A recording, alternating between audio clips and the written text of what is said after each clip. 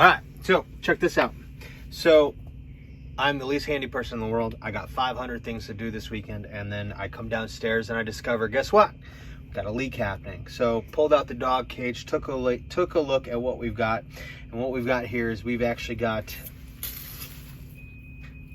more than a leak. Holy smokes. All right, so we've actually got a problem with the regulator, the water pressure regulator. Okay, you can see where it's leaking here.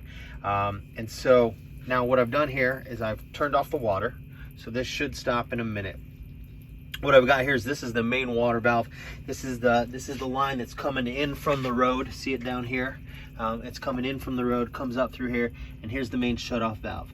If it were to be parallel with the line, the water would be on. When I turn it this way so it's perpendicular to it, it shuts the water off. And then what we've got here is this is the water pressure regulator. This is going to make sure that the water pressure is not too much for my appliances and things like that in the house. And then it's going to go up, and you can see then this is the main water supply then throughout the rest of the house. This is actually a little piece that goes out to a spigot that I have outside, right outside this here. So, but this is where the water's coming in. This is where the leak is happening. So this is what we're going to tackle on this Saturday afternoon. Instead of getting the 500 other things that I need to get done, this has become priority number one. All right, so one or two other things just want to make sure we're going to cover is I need to make sure that I'm going to get the right pipe size here, pipe size there. There are two different parts that we're going to look for when we go to the Home Depot. We're going to, or Lowe's, haven't decided yet. They're both about the same distance. Probably Home Depot, it's closer. But there are going to be two things that we look at when we go to Home Depot to check out. First thing is we're going to see if we can't find a piece that we can go in and probably replace some O-rings or something like that and just replace those. Then we'll also take a look and see as to whether or not maybe we want to replace the whole thing. I think doing a quick search online, it looks like the cost is going to be about the same, so we might just replace the whole thing. And so we should be good to go by just simply going to be taking this out and then putting it back in. We'll see what happens. So here we are looking at the water pressure regulators that are available here at the Home Depot, and as you can see, they range all the way from $49 all the way up to $195. And now this is a 1-inch. I believe that basically what I need is a 3/4 inch. I did take a measurement while I was at home, a crude measurement. It appears to be 3/4 to 3/4. So anyway, looking at that, and honestly, the ease is going to be, I believe, the shark bite.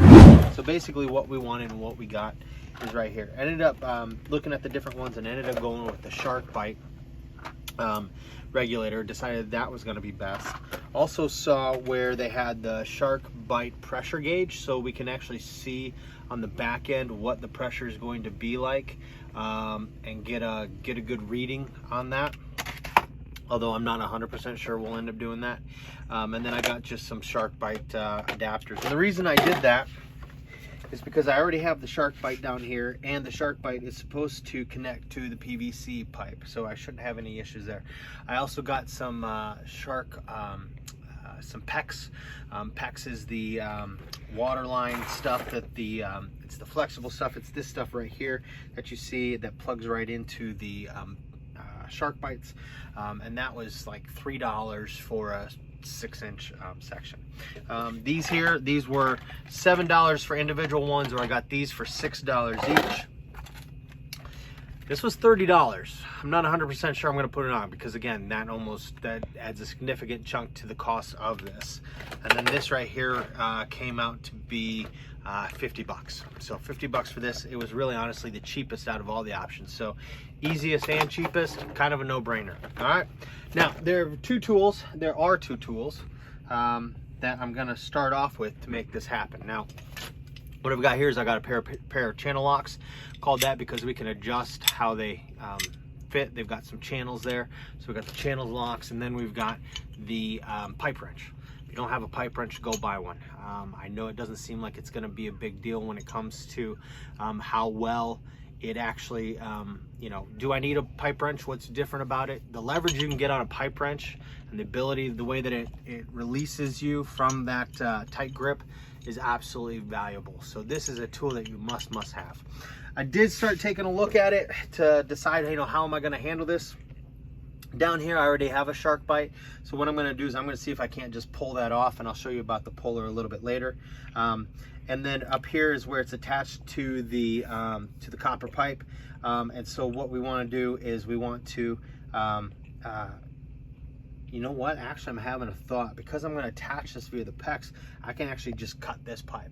I'm just gonna end up cutting this pipe. I think I have the tool for that. If I don't, I'll go out and I'll get it, because cutting this is gonna be the easiest way to get it off. So I guess we'll start down here at the bottom, see if we can get it off with the shark bite, and then we'll cut this off and see if we can't connect everything together. All right.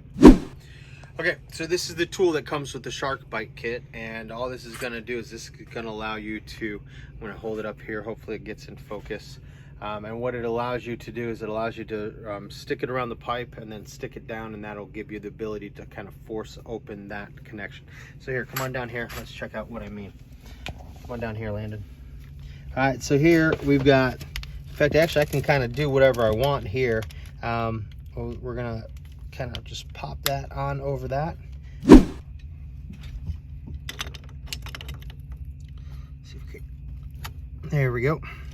Just use the channel locks to get that extra leverage, and that should have basically just done the trick. There we go. There you go.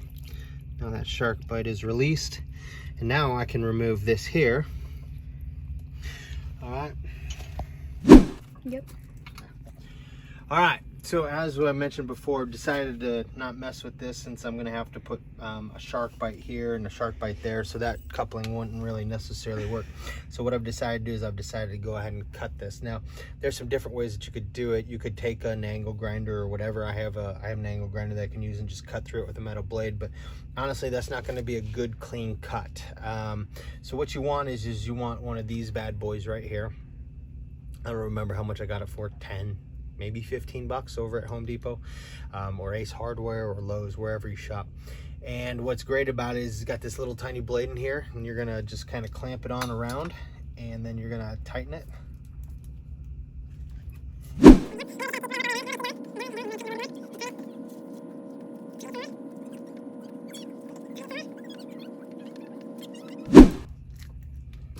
Oh, there we go. And so notice how that's just a really nice, clean, even cut.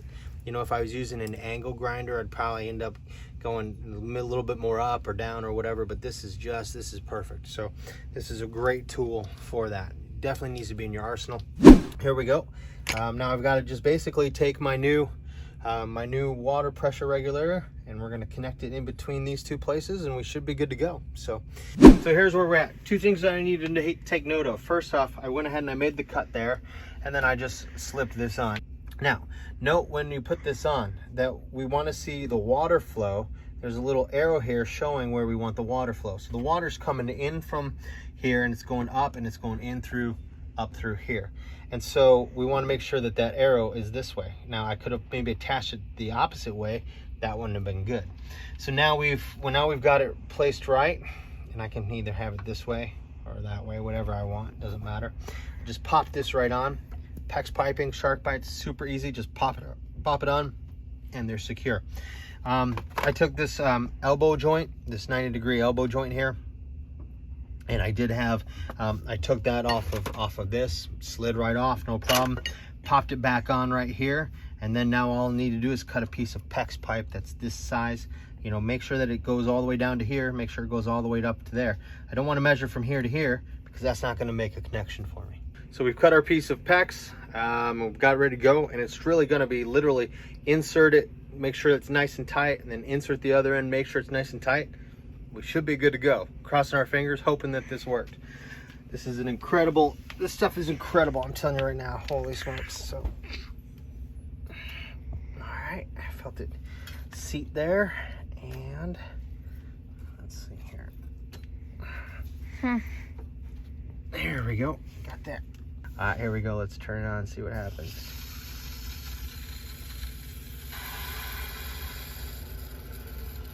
Yeah.